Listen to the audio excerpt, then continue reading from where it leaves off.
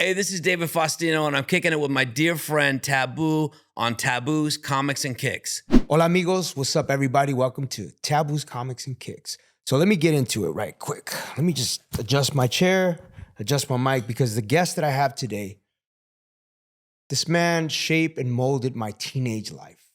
And I'm glad that I could call him a brother, friend, business partner, a creative visionary, someone who I saw on television, then I got to meet in real life, built this great friendship, and he just saw something in not only myself, but in will.i.am, Apple, and everyone who was blessed enough to go to this hip-hop hub in 1992.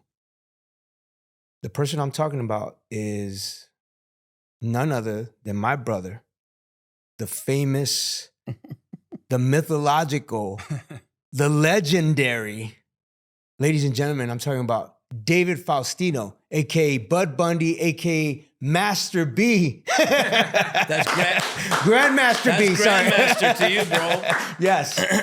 My brother David Don't forget Faustino. Godmother, Gas Pastor B. You know all That's that right. stuff. I like that one.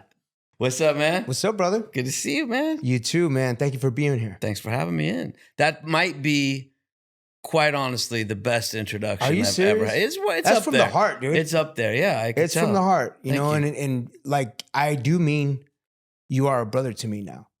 You saw something in us when we were kids, and we'll get into that. But Yeah. but I want to just let the world know that I bring friends to the show that either I get to meet for the first time on the show, or I've built relationships with to the point where we can have these amazing opportunities to tell stories, to geek out, to be fans of storytelling, and you know, whether it's comics, toys, collectibles, or freaking voiceover work, which we're going to also dive into. Tab, I want to do something new today. Yeah. Because we haven't done this before, but I think as everybody's Is that watching you? Is that me? Hold the on. show, somebody's on your Ring camera, Hold tell them on. to go Hold away. on. Sorry, guys. But I think what would be cool to do, Tab, Yep. because you take this immense amount of time to bring all these amazing toys and collectibles here. Yeah. And we don't really take 2 minutes. Just explain what you have on there, man. That's Wow. You got so many amazing. But we've never done that before. No, that's cool. It's kind of sitting there, and people are, like me are wondering what is all this. So Yeah. tell the people what you have. Yeah, so usually when there's a guest on, like Chavo Guerrero, we talk about the WWE characters that are in the back. Because I usually cater to whoever the guest is. I try to implement some of my own collection so that we can geek out over some of the pieces. Got you. Chavo Guerrero was WWE. It was Eddie Guerrero and Rey Mysterio and a couple others. Eric Balzo was like, Thundercats and, you know, freaking G.I. Joe. Kel Mitchell, Thundercats and He-Man. Oh, He-Man. So it's okay, just I like- can get with you on He-Man. Yeah, so that conversation is like that banter, that back and forth of like, oh, we grew up as kids. What were you playing with? What toys are you into or were you into? But for me, these are the things that I'm into right now because you're a hip hop head. Yes, sir. You're a hardcore hip hop head, just like me. We grew up on the foundation of b-boying, MCing, DJing, and graffiti, the elements. So let's showcase some of these pieces right here. Dope. I'm seeing that PE up there. Yeah, Public Enemy. That's a San Diego Comic-Con exclusive right there, and that was a piece that I was blessed to get. And they planned for it to be upside down. Yeah, Is that what was you're the saying? whole shtick. You know that the way they packaged it, which is cool. Then Super 7 did Breaking right there at the bottom. You see Ozone, Special K, and Turbo. Crazy. Yeah, so that was dope. I just met Crazy Legs out at Trill, Phoenix. Oh, you did? Shout out to Crazy Legs, Yeah, shout out. Rocksteady crew. Great dude. The B-Boy right here is a dope classic vinyl right here. The MJ, it's a Hot Toy exclusive right here. The Michael Jackson Bad era. Who signed that? The designer of the actual piece. Crazy. And then this Bua right here, that's a Bua piece from Sideshow, and it's the MC. He did the elements. So he basically created characters or collectibles to signify and represent the B-boy, the MC, the artist or the graph writer, and the DJ, the turntablist. Crazy. Then you got my boy Kwame. Shout out to Kwame right there. That's his collectible And the fucking right there polka with the red. dots. Yep. My favorite movie, Back to the Future, right here. Marty McFly with Is it all your the favorite accessories. movie? Yes. By the way, 35th anniversary. Yes, sir. 35th anniversary this year. Yep. We should do something with that. Tab. We have to, bro. Do we know? We gotta know some of the cast. We'll figure it Christopher out. Lloyd's one of the greatest Ooh. actors of all time. Dude. Talk about being able to do. I mean, he could even. That was good. That was good. Even in the what was the one with the butt? Roger Rabbit. He was scary as shit. He was scary with the glasses. Yeah. He was really Rabbit. scary. Yeah. Yeah. Then you got the Back to the Future DeLorean. 3 different pieces. And a friend of mine owns the DeLorean right now, so we could shoot with that as a part of this. Like we did the Friday House with Byron. That was dope. That was really dope. The DeLorean is so synonymous with the film. Mm-hmm. And then last but not least, David, I would like to introduce you to a special piece. Please do. Ladies and gentlemen, you are looking at one of one prototype created by Sideshow, designed by David Vonner. Shout out to David Vonner. Oh, David Vonner, shut up. Yep. And this piece is a silhouette and a sample of Angryfoot, which is a character that I've created along with David Vonner. I love it. And we have the first iteration of a 12 scale, which is a prototype. So anyone that wants to come aboard, we can rock an animated series. We can rock a feature film, toys, collectibles. Angryfoot is a prototype. I own the IP, so I want to be able to collaborate with folks. But that's the Crazy dope, centerpiece man. right there. I love it. Yeah. He killed it. You guys killed it. It's dope, right? Fuck yeah. Yeah. Angryfoot. Angryfoot. Staying away from that guy. Coming to you Jesus. soon. Yeah. So with all that being said, I always like to talk about the toys and how it started for me as a kid. Let's start with your childhood. Did you start in commercials or was your first job on Little House on the Prairie? So my dad was You like how I pulled that I one? like that. I like like that. that one? You've done your homework. I see. Yes, come on. My bro. dad was a costumer actually. So Wow. yeah, so he was working on films, way before I was even a thought. But my older brother got into commercials. Somebody saw my brother was a fucking beautiful kid. Yeah. And he saw my brother's picture on the wall. I was like, I want that guy from, you know how the story, like it's the cliche, I want that kid. Yeah. And he started, and then I just kind of fell into it literally at 3 months old. My first thing at 3 months old was a Lily Tomlin special where it's this corny thing. She's like a clown at the circus. She's rushed to the hospital, have a baby. Her baby comes out as a clown. And by the way, I was a female. I was a girl baby. How old were you?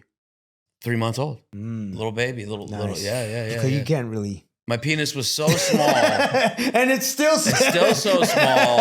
I can still play women if I need to. Yeah. Keep going. Keep going, bro. And then I just kept working, man. I started commercials, lots of commercials. Right. I mean, all the cereals, and I think Were you on the I did a Mattel commercial too. what? Years ago. I'm trying to remember the toy we were playing with. I mean, I of course I'm not a toy nerd, but I can't remember. But it was a Mattel commercial. Shout out to Mattel. Shout out Mattel. And then I just kept going, man. I ended up, doing shows like Fantasy Island and Family Ties and The Love Boat, That's Little fire. House on the Prairie. Yeah, I did the whole circuit, And all my life, I don't know why I wanted a series. I really wanted a series. That was my goal. And I did pilot after pilot after pilot that never got picked up.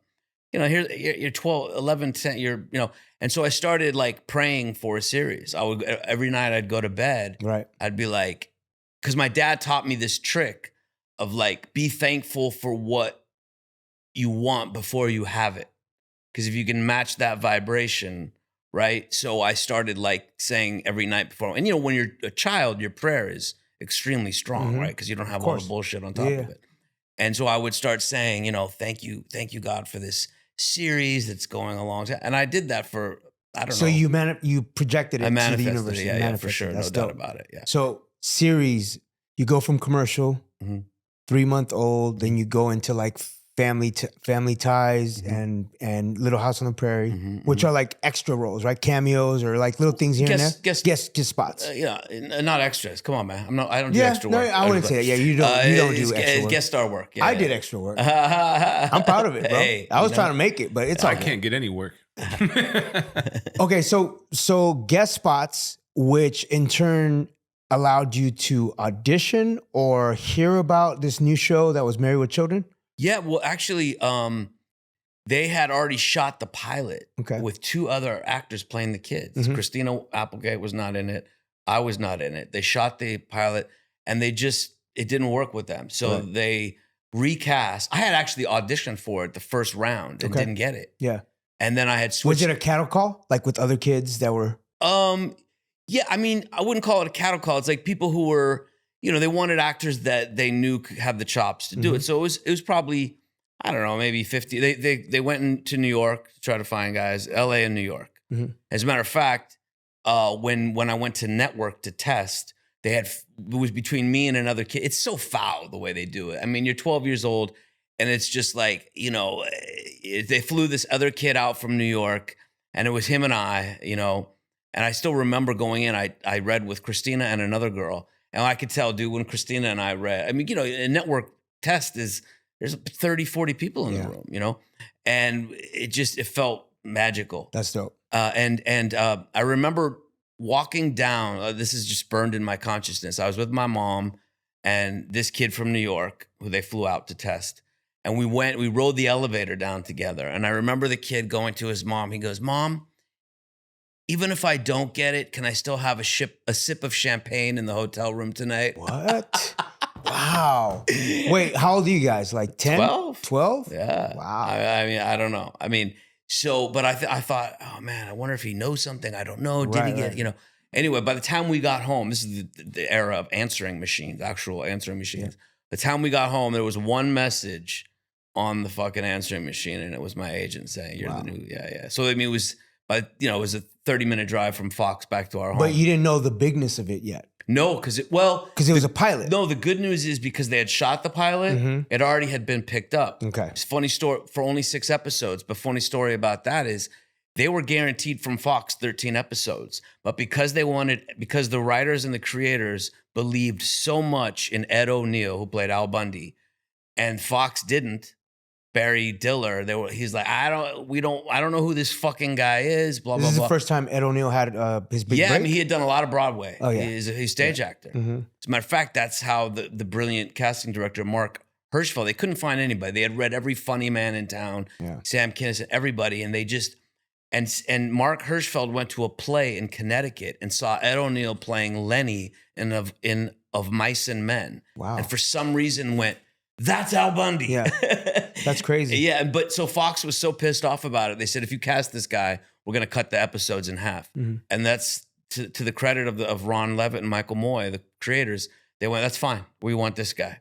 And That's here you dope. go, 11 seasons it went. Yeah. That's amazing. Yeah. So my childhood memory of Married with Children was always, of course, Christina Applegate was the bombshell and, the sister, Al Bundy, the dad that was always disgruntled, but yet he was kind of like nerdy and cool in the same sentence. You would have been a cool dad. He would have been a cool dad to hang out with. I understand him more now than ever. Funny, right? When we're kids, he's like, he's so unhappy. And he's just this. And like, now you're like, "Oh, older that's with me. kids. You're like, oh, that's me. Yeah. Well, I say that to people, the show was funny to me as a kid and growing up. It was hilarious, I thought. But it wasn't until I was actually married with children that I said, now that's that why makes that sense. shit's funny. Yeah. Yeah. So seeing you as a kid, but always having this bravado, this hip hop bravado, whether it was the starter jackets, the Raider hats, the MC component, even the character, the alter ego that you had. Exactly. Like it let me see what was to become Ballistics and your vision and your idea of like, yo, I'm on this TV show and there's success. People are starting to get to know you outside of the freaking cast.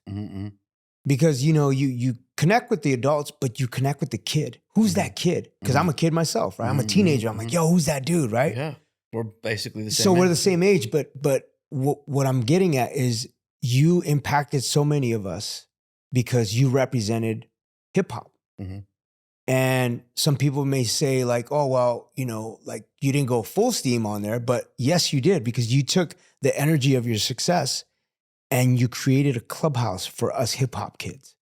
And that was Ballistics. Yeah, man. And I want to dive into that because, ladies and gentlemen, this is a huge moment for me as a creative, as a co-creator of this podcast, because I have someone who I've also had the blessing to be executive producer on this documentary that we've created, that this man has led the dance. He's the visionary, he's the captain. We have a documentary about Ballistics and the upbringing and how it shaped and molded our group and many other people that were there. So I want to dive into Ballistics, the history of that and how it started from Married with Children to creating Ballistics. Let's do that. I just want to touch on something you said about the hip hop element in Married with Children. Yep. Although I wasn't able to go full, when they first decided to do My Bedroom, because they hadn't shown it for the first like 3 seasons, and they were like, "Yo, we're gonna have a scene in your bedroom now." Posters? Yeah. So I said, they said, "What do you want?" I said, "I want Nas, Illmatic," which had, it was in the community knew about it, but the world had no fucking idea. Yeah. And that's how I got the love. Well, Married with Children was good with the hood always, the humor and everything. But when that happened, it was like that opened the doors. They know what's up. Right? They knew, yeah. It was like a nod, And Nas said in the LA Times, he said, we knew we were going. We knew we were on our way, but when we saw our poster on Bud Bundy's wall, we knew we were about to blow. That's dope. And we always loved the behind the scenes of that era. Ooh. What was it like working with Christina, who was a megastar because of the show as well, right? She went on to do a lot of feature films, obviously, Ed O'Neill. What are some of the good, cool moments that we didn't get to see as fans with you and your fellow cast from the show? We had so much laughter on that show. Yeah. Ask anybody, Ed, Christina. There's not been a job like it ever since for any of them. The sense of freedom, and that comes from the creators, Ron Levitt and Michael Moy on down. It was just easy goes, man. We didn't over rehearse, which shows in the show. It was laughs, man. What's the funniest moment that you guys had off screen? Is so it many, a man. prank or so many. a level of disrespect that ended up being funny or something? There was so many. I mean, one that stands out a little bit is it's part of the show, but we did it. Our first Christmas episode, right? Season 1, they decided to do a Christmas episode, and in the episode, Al works at the shoe store, right? Yeah. So the mall itself has this promotion deal where they're like, "Oh, we'll get Santa Claus to parachute into the mall for a promo thing." So Al's like, "Yo, I'm not going to work, man. Fuck this. I don't want to be a part of this." So he stays home. He plays hooky from work, and we're all on the couch. And we're all huddled on the couch. It's Christmas, and we're watching this. And Santa's jumping from the plane, and here he comes down the thing. Ladies and gentlemen, Santa's chute doesn't seem to be opening. And they had this dummy in our back hooked on these things, and thud in the backyard. Santa lands dead in our backyard, and they had a real life-sized dummy thing, man. It was like 200 pounds, and they dropped this thing. And every time we did it in rehearsal, we could not laugh. And so to this day, it's the only episode we never break the fourth wall. Never have broke the fourth wall on that show. In this episode, you can see it. We're watching thud. We all turn around. We turn back around, and Ed, who's a seasoned actor, who would never look at the camera, to this day, you can see him go to see if they can catch him laughing, because we're all trying not to. We're all cracking up. It was a funny moment, and there's some great lines in that, like because it cuts to later. The coroner is taking the body out. They got a stretcher. They're taking the body out, and we're sitting there because someone's made us a dinner, and we're sitting there eating, and Marcy, the character Marcy goes, or Steve goes, "You ghouls, how can you be so happy at a time like this?" And Al says, "What do you want us to do, Steve? Quit eating?" That's classic. Oh, man. It was just great lines. But the storytelling, Ed O'Neill is one of the greatest storytellers of all time, which brings me to something we're doing. Ed has, he owns a piece of Married with Children. He owns a piece of Modern Family. Wow. I mean, he's so well he got the back end. He got the back end that none of us got the same deal he got, which, blessings Fair. to him. Yeah. Bernie, if you have Bernie Brillstein as your manager, you too can own a piece of a show. But he's a great storyteller. So we're doing a series because, I've had people send me offers like, "Oh, I'll have Ed come for 2 hours. We'll pay him $100,000. nah, D, I don't want to do that. You know. Mhm. So, but I knew he loves to tell stories. The guy can talk for hours and Yeah. hours. You know, he calls on the phone. My wife will be like, "Don't pick it up," because she knows I'm going to be on the phone for hours.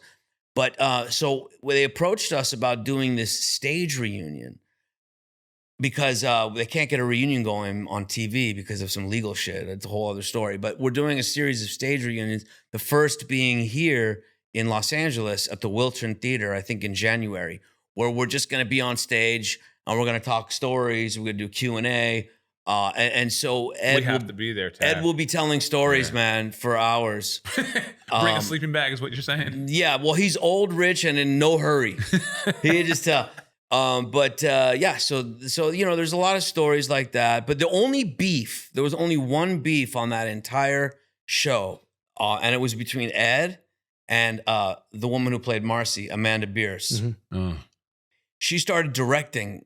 He, you know, much to his credit, we kind of helped her get into that, and she started feeling herself, bro. Like all you have to do in that situation is stay humble, right? Yeah. But instead, she started like feeling herself Started and thinking flexing who a the little fuck bit. she Yeah. was. Yeah. Yeah. And Ed was like, what's happening here? Mhm. Like, I put you in this position. Like, what are you doing? So they started beefing. And, you know, so Ed tells the story. It actually went viral. You know, she's a lesbian and she ended up having a wedding. This is before I mean, none of the sort of, it was very taboo. Yeah. Pun intended. to Yeah. you know, get married to another woman, and you know, and so she invited everyone in the cast and in the crew except for Ed and I. Wow. Ed was You got left out. I got left You got out. 'cause you were the shrapnel on son. that? well, You because were his son, because that's Ed and why. I laughed a lot, man, and Yeah. we had very much the same humor. And so they started beefing, and she said, "Well, you guys are gonna laugh if you're there." And he said, "Amanda, you know," and this is very gonna should laugh not if be you're said there. today. He goes, "Amanda," and this is went The viral. viral, yeah. What is funny about two grown women in two little white tuxes walking up to the, which you know is probably not okay to say. But they had this huge beef, and it ended up, I'll never forget, it was in the makeup room. They started fighting, and it went out, and they're screaming at each other. And he says, you know, you're not very bright. And he says, well, of course she is really bright, but I just said this. She goes, what do you mean I'm not bright? He goes, well, you know, I have a button here. My button says, get rid of Amanda Bierce. You don't have that button. My button works. Yours doesn't. And he never pushed that button.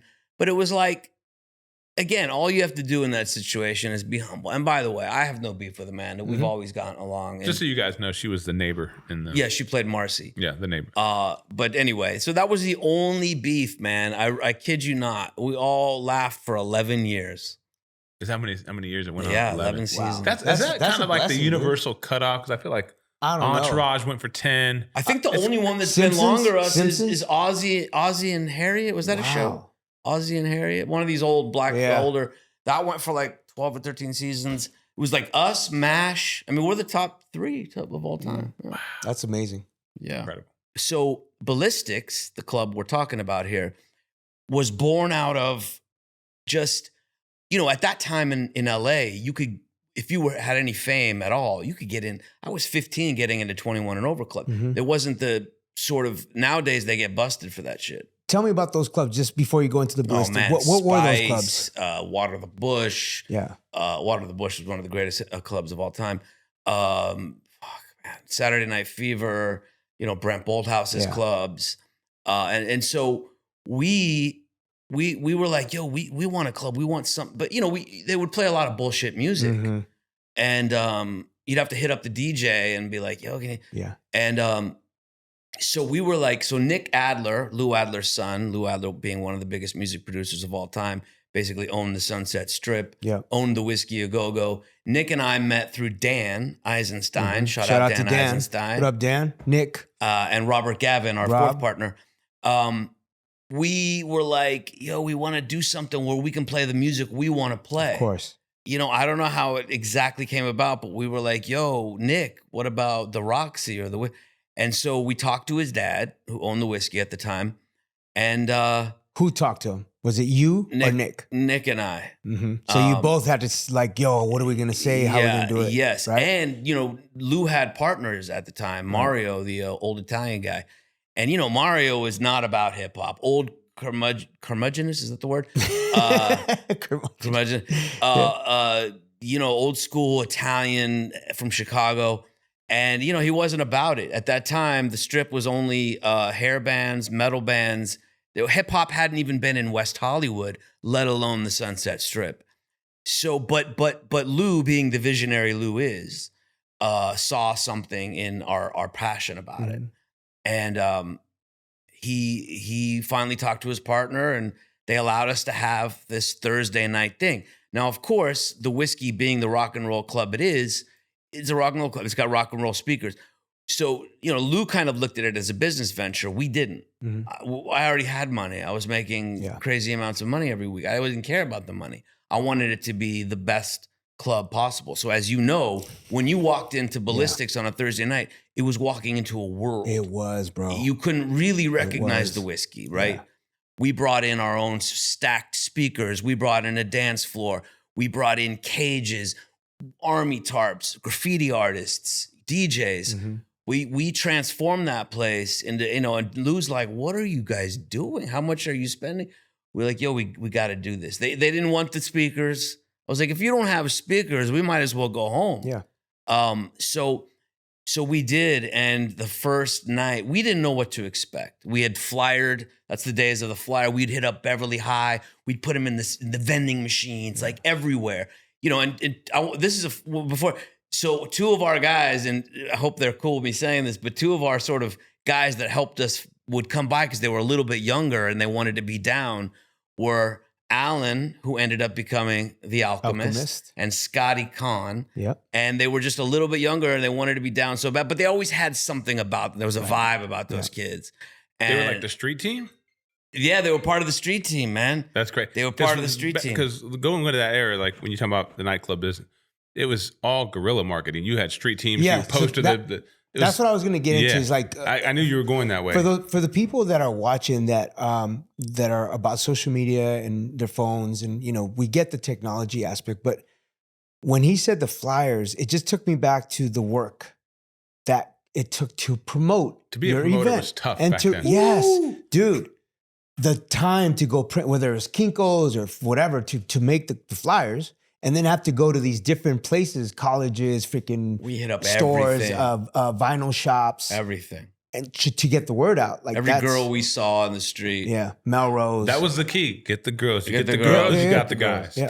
Well, what didn't hurt was the fact that I was on a hit show at the time when I was able to go on Arsenio Hall. Yes, talk about the Arsenio Hall show, bro. Arsenio Hall, Big Boy, obviously, of Power 106 at the time.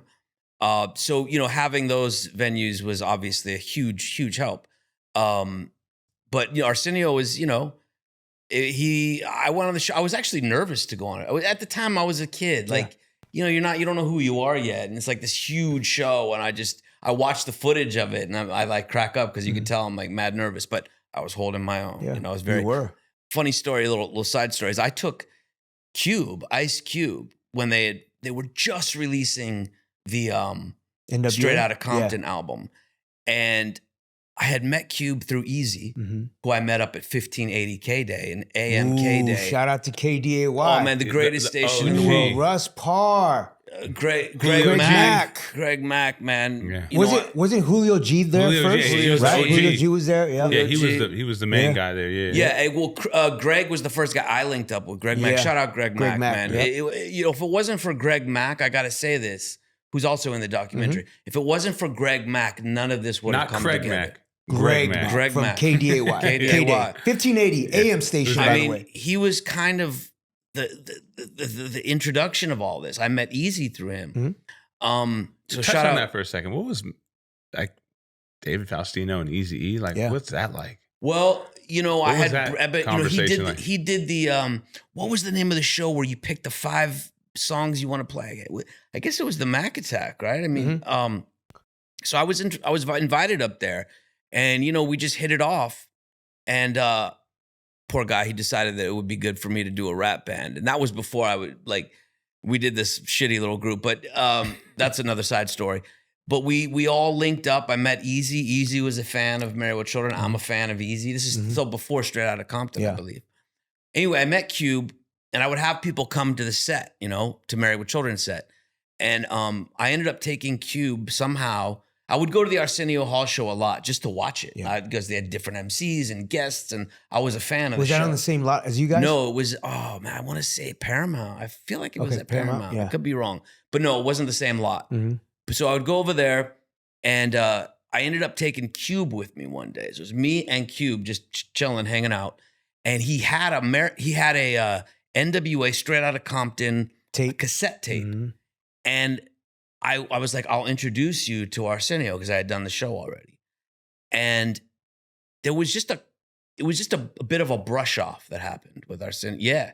And, he didn't give him much love at all. I was kind of like, oh, that was a weird vibe. Mm. And so I make the joke, which is probably not true, but I make the joke that when he says in the song, they asked me, did I like Arsenio about as much as the Bicentennial? Mm-hmm. I say I copped that line, but I have no idea if that's why, Right.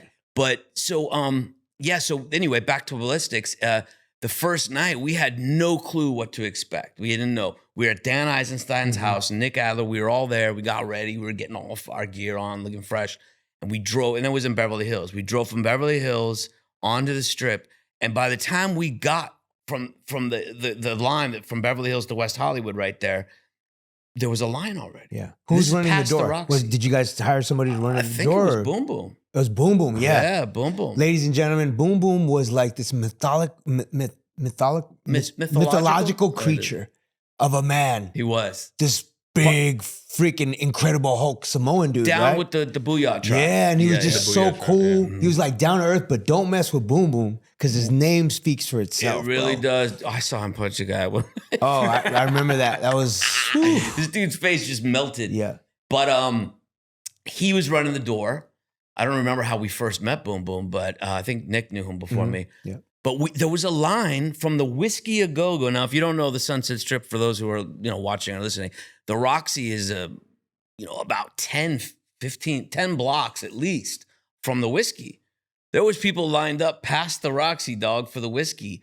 We were just like, our mind was blown, man. Yeah. Blown. And I have a picture. Someone took a picture from across the street at the gas station that opening night, and it's just magical. And there's a post, like a parking post or something, and there's this little cat leaning up against it, and sure as shit, it's Alchemist, Wow. Yeah, That's it's just a dope. little kid. That's a dope shot. Yeah. The Sunset Strip in the 90s, there was nothing like it. Yeah. You had to be there type thing. You couldn't drive. Yeah. Yeah. I mean, Friday, Saturday night, it was bumper to bumper the whole way down. Bumper to bumper. You were cruising, man. You would just get out and walk. Can you guys set it up from your perspective? Because you're both a little older than me. I got to experience it, but I was a little younger. I couldn't really go to all the 21 and over clubs. I didn't know the promoters. You guys were in the industry at the time. Set it up for the fans because I think it's something that needs to be talked about. Yeah. And I talked a little bit about. Go So ahead. for me as a dancer, because at that time it was all about like battling and going to different places, different clubs. I just remember the fact that the traffic jam was so every Sunday or Saturday was heavy. So it was bumper to bumper. But what I do remember is that you can walk around and there would be like people bumping hip hop, and people would they would battle in the streets. Some people were rocking in the streets and they didn't care, right?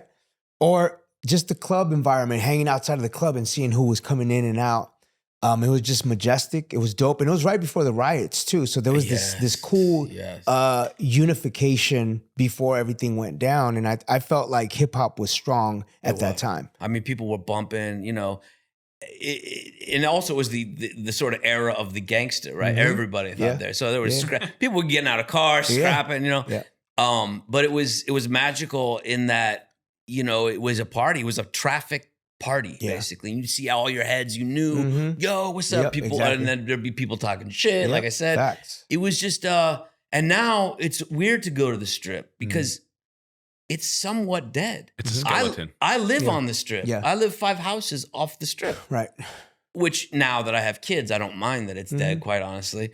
But it's nothing. The cops killed it, really. Yeah. I mean, they started really enforcing the no cruising law, and Is that what happened? Yeah, The police. The cops kind of killed it, and everything has its time. So it wasn't just the cops, but they were the catalyst to sort of it ending. Because in the 90s, you had like you said, the Roxy, you had all the clubs, you had, and then you had kind of the mainstream stuff like House of Blues and you know, Mel's Diner, when everybody kind of kick it in the parking lot. That was Ben Frank's at the time. Yeah. It wasn't even Mel's yet. It wasn't Mel's yet. It was a restaurant called Ben Frank's. Do you remember like 96, 97, it became Mel's, right? Do you remember Larry Parker's? Right behind it. Right. Remember Larry Parker's? Oh, yeah, in Beverly Hills. Yes, Larry Parker's. That was a great hangout, man. It was a dope hangout. And Ed DeBevick. Yes, exactly. Those were two. And there was also Bar One. Bar One? That was in Beverly Hills. Yeah. That was right after, as you get into Beverly Hills. Yeah. But was it Larry Parker? Larry Parker's. Yeah. You say Larry Parker, I'm thinking I'm Larry Parker. I'm Larry Parker. I didn't even put that two together. But Larry Parker's was a tremendous hangout, man. And so was Ed DeBevick's. Mm-hmm. Jerry's Deli. Jerry's Deli was dope. There'd be all kinds of scraps outside of Jerry. I almost got my ass beat outside of Jerry's Deli one night. Yeah, by these Israeli gangsters. Wow. Yeah. They weren't to be fucked with, I'll tell you right now. Why they want beef with you? I used to get a lot of hate, man, I'd get a lot of love and a lot of hate, as anybody does, I guess, in it. But I would, from kids my age, and again, I said, it was the era of the gangster. Yeah. Everybody thought they were a gangbanger. Right. And, I was in the hip hop scene. And so I would, but, and I dated a few girls from high schools, cheerleaders that the guys at the school, they weren't down with that at all. So I would have to, I'd have to kind of duck and dodge. So that time period was something that set the tone for, you're successful in Hollywood, you're successful as a promoter, bringing hip hop to the Sunset Strip. And that's how we knew you, right? When I say we, Black Eyed Peas. We knew you as Bud Bundy, but then we started to get to know you as like, yo, that's our guy who put us on at Ballistics, right? Yeah. Talk about what you thought of us when you first saw us. Well, to me, it was magical. Just even though we created it, there was still like, I was in awe of it. I was very guarded because Married with Children, the first 3 seasons, like it was like, no, I was trying to get recognized. Of course. Bro, I'm embarrassed to say this, but I went to the mall. I was 13 or 14. It had been on for like a season or two. And I was like, yo, I'm on a series. But no one was recognizing me, dog. It was on Fox. Yeah. Nobody was watching Fox yet. Yeah. I went to the mall. Embarrassingly enough, I wore a Married with Children t-shirt. A Married with Children t-shirt. I gotta wear my Black Eyed Peas shirt. And not one person said shit. Right. It wasn't until Which woman. mall was it? You remember? I think it was I don't want to say the Glendale Galleria. Yeah, the Galleria. Yeah. It wasn't until this woman named Terry Ricolta, shout out Terry Ricolta, even though she doesn't want to be shout out. She came in the room one day. She was this very powerful, rich woman in Michigan. She came into the room and her children were laughing their asses off. And what are they laughing? They're watching TV. And she sat down appalled, completely appalled by what she heard. She successfully, being the powerful woman I don't remember who she was married to, but she was able to pull Coca-Cola, big sponsors, McDonald's, and like 2 other huge sponsors, and they pulled out. And it became this story. What is this trash called Married with Children? She successfully got our show onto the. It was like overnight. Everybody wanted to know what they shouldn't be watching. They want to know what this is. So it backfired. Completely backfired. So much so that the producers sent her a big thank you basket in the mail. Because and Hustler, Harry David's basket, Harry David's basket. Yeah. And Hustler gave her this is correct, asshole of the month. Wow. They used to do that. Yeah. But so then it became from what I wanted so bad, and this sounds cliche, but I after about 6 months of it, I couldn't stand it, dude. What was that fame like for you? It was you're a teenager, weird, bro. I was already really insecure. Of course. I had acne. I was going through puberty. I came from a very sort of dysfunctional family on my own, but not the funny dysfunction, like the really fucked up dysfunction. And I just couldn't stand it, dude. I was having people come by. I was living with my parents still. And people, we had this tiny little house in Burbank, even though I was on this huge, we lived in a 1-bathroom house because, and I will give this to my parents, they didn't spend any of our money. And and so I would have these kids coming by outside this little house in Burbank doing Woe Bundies. Mm. And I was just, and I couldn't accept the love, even though some people were just like, yo, Yeah. I was very guarded, bro. Right. So I say all that to say that I wish I had come out of my shell before Ballistics, but I was very much in my shell. So I was almost a spectator at some points of it. And there's a lot of things that I don't remember because people were in my face all the time. Of course. And I was, but one thing I did love was the freestyle battle. Yeah. And we always wanted to do a freestyle battle because that's just what you do in hip hop. Unity was doing it. Oh, of course. Water the Bush was doing it. Keebalon. Yeah, and so we were like, we gotta do this, and so we did it early on. I don't know if you came because the way it worked is we were at the Whiskey. We moved to 836 Highland. Yeah. And then we came back to the Whiskey. I don't know if you came when it was at the first year at the Whiskey or because Will didn't come until it was at 836. Yeah. So Polo and I I went with Polo the first time. And that was the day that him and Little E, will.i.am and will.i.am and Little E battled. That was the first time At we went 836. Yes. Yeah. It didn't have the same vibe. Didn't. We went back to the Whiskey. No, it was the Whiskey. Sorry. It was the Whiskey. Yeah, it was the Whiskey. Well, yes. we went to 836. So you were there before Will, probably. Yes. Yeah. In the dance crew. Because I was all about the dancing. Oh man, that dance circle. Yeah, so the dude, dance circle ill. was right off the stage, Yeah. stage left. And it was a great circle. I couldn't dance for shit, but I would just stand there and watch these guys. Just amazed. So let me paint that picture, ladies and gentlemen. When we walk in the door, first of all, it's beautiful girls. If that was your thing, you got that. It was a freaking pyramid of sound with all the speakers. It was dope fashion, the who's who of young Hollywood, crews from all over Los Angeles, whether it's 626, 213, 949, 818, it was all that. And then you saw the circle. Because when you walk in, there's a big circle of dancers and freestyle dancers, b-boys, breakers, poppers, lockers, all these different vibes and frequencies when it comes to the art form of dance. And there was that stage. And that was the battle zone for the Will X's of the world, the Jinx, the Little E's and Buckwheats and all these guys that were killing it on the MC tip. But for me, Exhibit, the dance floor was my world that I wanted to, contribute and leave my mark on. So that was the place that I gravitate to. Yeah, you did. And I used to love just watching, man. I would just dig it. And, the freestyle battle, I don't know how Will came in later, because we were doing this freestyle battle the first year. And, different MCs would come in, they'd hold their own for a couple weeks here and there. And you go, oh, dope, dope, dope. And then one day, this kid named will.i.am came up. And I got to tell you about Will, and you already know this. Will has a quality about him where you go, this guy knows where he's going. He knows. I just got a vibe from him. Yeah. So anyway, he came up. I mean, he just destroyed MCs like Buckwheat, like Exhibit, like everybody who was in line. And he was the reigning champion for months and months and months. What did they receive? Did they receive cash or was just, to say just clout? Well, I don't know, maybe. I can't remember, but it was mostly, everybody just wanted to be like, yo, I run this shit. And there was also a write-up in a local LA Weekly. LA Weekly. No, LA Times. LA Times. LA That's right, Times. Yeah. Will tells the story in the documentary, but I'll abbreviate it, but he, his mom didn't know where he was going. He was lying on Thursday nights. His mom, and he said, oh, I'm going to so-and-so's house to do homework, and she found out by reading the LA Weekly, Will Adams, and she was like, he goes, bop, bop, bop, Yeah. So that, it was a lot of press, and it was a magical club. It really was. And you touched on something. There was no social media. There were no cell phones. Nope. Which is part of the problem with the doc, is we're trying to dig up more and more footage. So it took place within the spot. There was something. People weren't watching on their phones. They were watching live. They weren't filming everything, shit that they're never going to watch anyway.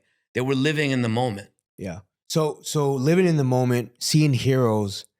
I want to know, like, during your childhood, who are some of your heroes? Like, did you gravitate to any comic books? Did you gravitate into any superheroes? Or was there a sports star or or any TV series lead or actor that you I gravitated to? gravitated toward actors and MCs. Okay. Those were my heroes. I never got Top favorite 5 actors. top 5 actors would be oh man, Robert De Niro, Boom. Pacino, Boom. Walken. Wow. Ed O'Neill to me is a tremendous actor. You know, Brando. I mean, Brando is on a whole other league. Mhm. Meryl Streep. I mean, The GOAT.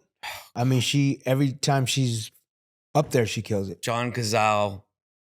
You know, The Deer Hunter is just, you know, I mean, that movie is an ass kicker. Have you seen The Deer Hunter? That movie kicks your ass up and down the block, no matter how many times you watch it. So that whole genre, that group. And then MCs, for me, it was, of course, Nas, Big Daddy Kane was a hero of mine, Ice Cube and Eazy-E. Yeah, I mean, those were. I was a very much East Coast hip hop guy though. So Rakim, I loved some Eric B. and Rakim. You know, when Follow the Leader came out, I remember the difference between me and my brother, who's 11 years older, that just missed hip hop. I was playing Follow the Leader in my car, bumping it. And this motherfucker went and turned it off and said, "This guy sucks." I was like, "Yo, you're stupid." Wow. My brother's about stupid. Rakim, the God Rakim? Yo, he doesn't get it, dude. Wow. Like, what? How can you listen to Follow the Leader and go, "This guy sucks"? Do you guys ever think, because now that we all have older kids, like my son, especially like he's 23 now, but when he was like 17, 18, he'd play me some stuff and I'm like, God, this is bad. Yeah. Is that what it was? Or are they just bad now compared to what we got to experience? Well, there's some good now, though, too. There's great MCs still out there. I just think that, I mean, I tried it, you know, because I don't want to be that guy. I don't want to be the old man going, so I'll try to listen to it, but I'll give you the one. It's unlistenable. XXX. He's like, he loves him. Yeah. Right? RIP to him. But I was like, I don't want to be the old guy. Let me give it a chance. Yeah, I said, son, send me his best tracks or whatever. Let me listen to it. Do it. I couldn't get through any of the songs. I would skip to the next one, going, maybe this will be better. Yeah. The melody or something's got to catch me. That's how I feel about Playboi Carti. Sorry, Playboi Carti. I want to listen to some of his stuff. It's just hard for me to get into. What about you, Tab? Who's hard for you? So for me, I'm looking at it objectively because I know that my kids, they like certain things. Sure. There's a lot of people that get into the music business not for the respect of the pioneers, especially in hip hop. They don't even know. They don't even know the pioneers. Half the time.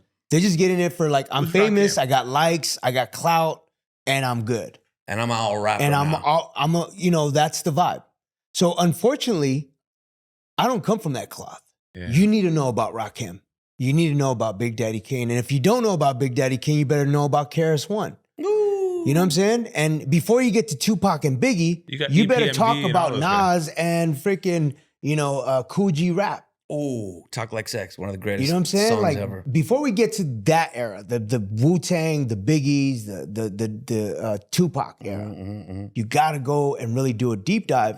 And Showbiz and AG. yeah, Showbiz and you AG, can't leave out Diamond D, EPMD. EPMD. Like these are the deep dives that sometimes I get perturbed when I hear people like, I don't rap. Like when Little Uzi did that. And he's like, I don't rap over Premier beats. I don't rap over beats that are like not from 2000, Yeah. I'm like, we can't do that in hip hop. No. If you're a student and you get into this game, you got to understand the science and the merit of the pioneers because they paved the way. LeBron's not gonna be like, I don't mess with Michael Jordan. But a lot of the NBA guys do it too, you know. Oh yeah, because they're young kids. They you know, you hear Anthony Edwards. I mean, we had Magic Johnson on Byron's show, and Magic addressed Anthony Edwards. Well, that's why you have people that like Magic that will address it. I'm addressing it right now. Yeah. I'm saying, yo, we got to be students. If we're in hip hop and we're about the culture, we got to understand the pioneers and respect the pioneers and give them their flowers. Yo. You don't have to be a fan, but you got to respect them. Yeah, it's kind of like, you know, before I got in the era I was just talking about, those MCs. Before that, those pioneers, obviously African Bambaataa, God bless all of them, they paved the way. cool Herc. But it's hard for me to get into those one syllable rhymes, Mhm. you know. But it paved the way. Yeah. But I respect them. Yeah. And I know about Well, them. that's the difference is Right. that some of the new artists don't even take a chance to respect Right. the God MC like Rakim. Right. You know? Well, And- Rakim wasn't a one syllable rhyme. Oh, no. I mean, he put it. It's timeless, right? Yeah, it's timeless Yeah, for sure. it's And so classic. to answer your question, I wish that more young artists would do a deep dive and really embrace it. And like I said, you don't have to be a fan of it. You don't have to be like, oh, I'm bumping it now, but just be a student of the game with anything, any craft. You know, you pick up a golf, you better know who freaking, you know, guys Jack that Nicklaus and Tiger yeah, Woods and the all guys these that came dudes. before you. Pick Yeah. up a tennis racket, you better know about cats that came before you or females that came before you. Because I believe once you become in the game, you change the game, Mhm. you best believe you better be a student of the game That's too. right. And a lot of them, and a lot of the current MCs are that get it. Benny Yeah. the Butcher, Yeah. these guys, you Joey know, Badass, the Kendrick yes. Lamars, the freaking Exactly. They J. get it, and they Cole's. make reference to them all in their music. Yeah. Jay-Z was, but I forgot about Jay. Jay's one of the greatest, right? Always, man. You know, I love Pharoah Monch. I love Ooh. Black Thought. I love Mm. Jay-Z. I love freaking, you know, Steezo. Go to the West Coast. I love the Far Side. Freestyle Fellowship. Mm-hmm. Jurassic 5. Exhibit. Pioneers like Dr. Dre. Mm. Snoop Dogg. Oh, man. You know, and folks that are in the underground. Yeah. Like People Under the Stairs. Like Loot Pack. Like Black Eyed Merce. Peas. Black Eyed Peas. West I don't mean to Coast. toot my own horn, but Black Eyed Peas. Black Eyed Peas, East LA. Let's talk about it. So talking about all that, you know, we love hip hop. We talked about your journey with Married with Children, acting from going on TV to now becoming a voice actor. Mhm. Let's talk about Nickelodeon because I know that you contributed to. Is it Mako? Mako. Mako and Mako. That was your character, the Legend of Korra, Uh-huh. and Helia. Oh, Helia is that was it was a European cartoon that they brought over here that was already playing there, Right. but they wanted to redo it in American. It's a decent cartoon. I mean, the ones that I love are Mako, which is, and then I do the How to Train Your Dragon Dagger. Let's talk about those two because what we do with this show is we try to highlight the storytelling, voiceover, animation, cartoons, because that's the nostalgia, how we were brought up. Yeah. Talk about these opportunities for you as a voice actor. Well, Legend of Korra came out of the Airbender series, so it was shout out to Dante Bosco, Zuko. Yes, Dante. Man, he paved the way, right? Mm-hmm. Being the kind of I'm not into that world. Mm-hmm. I didn't know about anime and a lot of these things. And I didn't know when I auditioned for The Legend of Korra, which for people who don't know, so The Last Airbender, you know, takes place. And then 70 years later, the Airbender, what do you call it? The Airbender has been reincarnated into Korra's body. Korra is now that there you go. Thank you. The Avatar. Shout out to Mateo. We got to Mateo. give Thank you, Mateo. Mateo. Coming in with the Mateo's clutch. our guy, man. We got a nerd. We don't give Mateo enough love. There we go. Mateo's Let's our go, Mateo. engineer. Yeah. So. So he's been reincarnated into Korra. And I read for this thing and, I got it, luckily. Mako, but shout out to Mako, rest in peace. They named it after one of the actors that was actually in The Last Airbender. So they named the character after him. But it is one of the best written, the music the score is outrageous. And, I didn't know what I was getting into. When we went to Comic-Con, we were the only cartoon that was in Hall H, which is Game of Thrones, My goal is to be able to have this podcast have a tempo event at Comic-Con in 2026. Take us through your experience walking through, the convention center, going to Hall H, which is synonymous for if you got to go and see a panel or freaking speaking engagement, Hall H is the one. Yeah, let's go. That's where you want to be, man. That's where you want to be, yeah. I knew this show was successful, but, voiceover is interesting because, you go in, you and a lot of people who don't know about cartoons, but 99.9% of the time, they're going to record the actors and then animate to that because you know an actor has a funny line, an ad lib, or whatever it is. Except for in the case of Helia, like you said, we were right. That was dubbing it, yeah. So you don't know, and then all of a sudden, like 2 years later, here comes the. It takes so long, especially with a quality cartoon like Legend of Korra. It wasn't until we went to Comic-Con that I went, holy shit! I'm part of something big. They're dressed in all the characters, and they were crying, you know, and because these young girls. Korra is such a hero to them and a strong female lead and all of these things. And these girls would, you know, emulate and look up to this character so much. I mean, crying, bro. And I was like, wow, this thing is powerful, you know? Yeah. So I'm just really grateful to be a part of that. It lives on. It's on Netflix now. You know, and shout out to Mike and Brian who created the show. Really, really tremendous writers. Have you seen your own action figure? Do they have action figures? We have, I know they have, we obviously have, what do you call them? The ones that are really, the Funko Pops. Yeah, vinyls, so I have 2 Funko Pops. I got a Bud Bundy and a Mako. That's dope. So I have, what's cool is when I go to these conventions, the parents will come up and they have their Married with Children stuff. The kids have no fucking clue what Bud Bundy is. They just want their Mako thing. That's dope. Or their Dagger. Dagger is another fun, man. That's my favorite character I've so ever Dagger's the dragon one, right? He's in the series on Netflix. How to Train Your Dragon? How to Train Your Dragon, Race to the Edge. Right. It's the most fun I've had with any character, maybe even on camera. He's this bumbling bad guy. He thinks he's evil, but he's kind of an idiot, and it's so much fun to play. It's great. So that's shout out to Art Brown, great guy who hired me for that role. But anyway, that's on Netflix, and it's just a great fun character to do. As a kid, top 5 favorite cartoons growing up. As a kid, I have to say I grew up in the era of the Smurfs. So Smurfs was one of them. Saturday mornings, Tom and Jerry, Bugs Bunny. We just had him on. Eric Bauza, the voice of Bud Bundy. Oh, yeah? Yeah. I got Filipino to meet Mel kid. Blanc, bro. Ooh, I got to meet Mel Blanc as a little kid. This might sound ignorant. Is he alive still? No, he's he gone. passed away. How long has he been gone? Been gone for a while? I don't know. It's been a minute. Probably right? at least 15, I mean, I know 20 Google years. could tell me in 2 seconds, but just We were at side story. I was at an audition for something. It was a commercial or something, and a bunch of kids were all in there. I was probably 7, 8 years old, and we start hearing Bugs Bunny. We start hearing he died in 89. He's been gone for a minute. Yeah. We start hearing, Daffy Duck, Sylvester. Daffy Ducks, exactly. And we're like, well, Mel Blanc's in the corner because he just happens to be there for something else. Dope. Totally messing with all the kids, you know? Yeah. I have a signed autograph from him. But I don't remember how we got off to that where we were. Oh, because we were talking about your top favorite 5. Oh, yeah. So Bugs, I hate to say the Smurfs, but I have to because I watched them every morning. He-Man. He-Man. I love He-Man. Favorite character? Skeletor. Love Skeletor. Yeah. Those I'll get you next time, He-Man.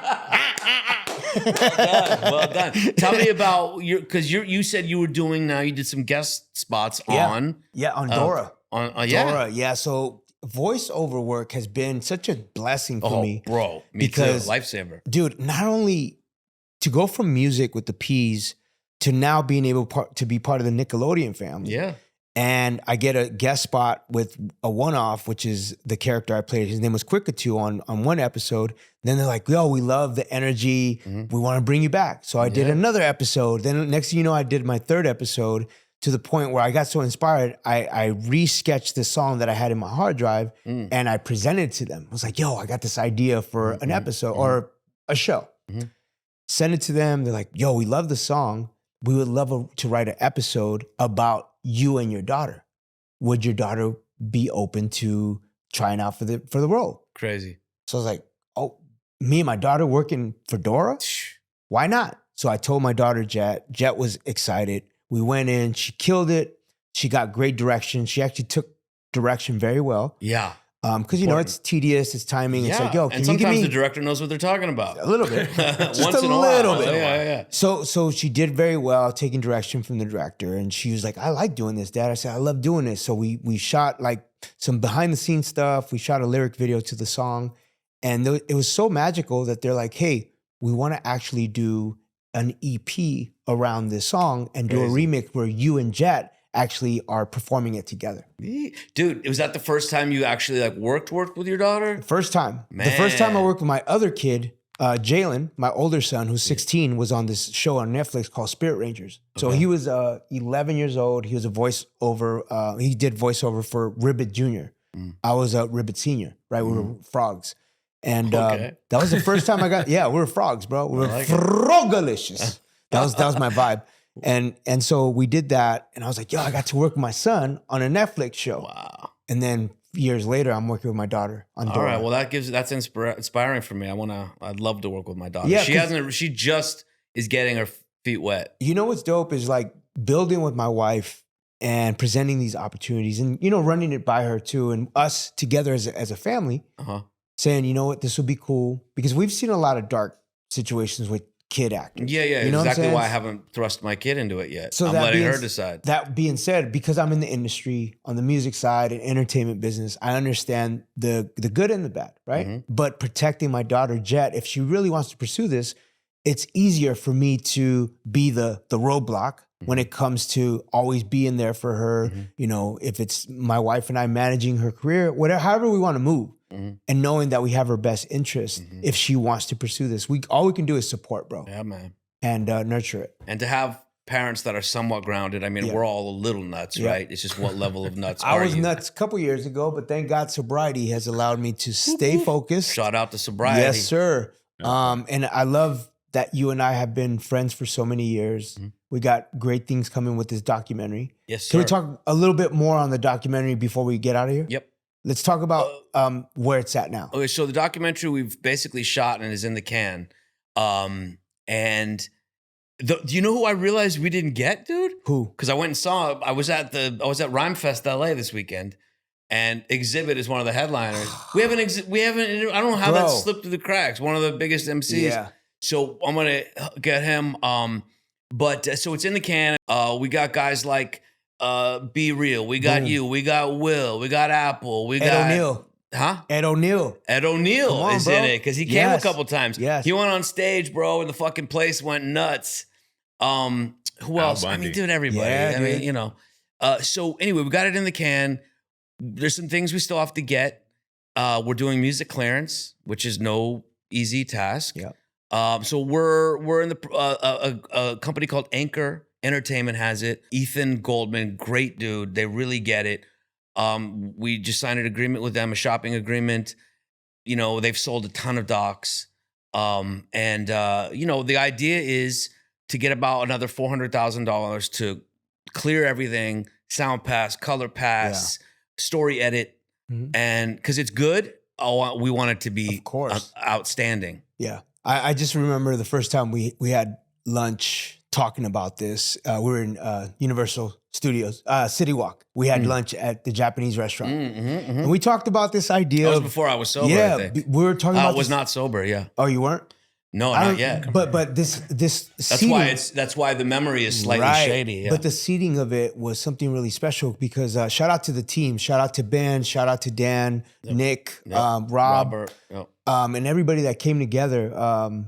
T behind the camera for allowing us to dream something up and actually making it real, shooting it, getting all the people lined up with the interviews. You guys took lead on making sure everybody was part of this. So I just want to say thank you, bro, for bringing me on as executive producer. Dog, please. And also for allowing me to be part of this snapshot of my nostalgia and my childhood. Yeah. But also for our friendship. Are you kidding, man? Like, I am so grateful that you came on board. It's a great team. Yeah. The energy, you got three, me, you, Dan, we're all sober. Yep. And Ben. Yep. And it's this great, like, the energy is so great. You know what I mean? It can't fail. I just know it's going to be, something great. Yeah. I believe in that. I believe in you guys. Thank you for tuning in to Taboo's Comics and Kicks. Ladies and gentlemen, make some noise one more time for my brother, David Faustino. Thank you. That's right, y'all. It's Taboo Nawasha, and I hope you enjoyed geeking out with me and going straight into geek mode. For more information, for more videos, subscribe, like, and comment.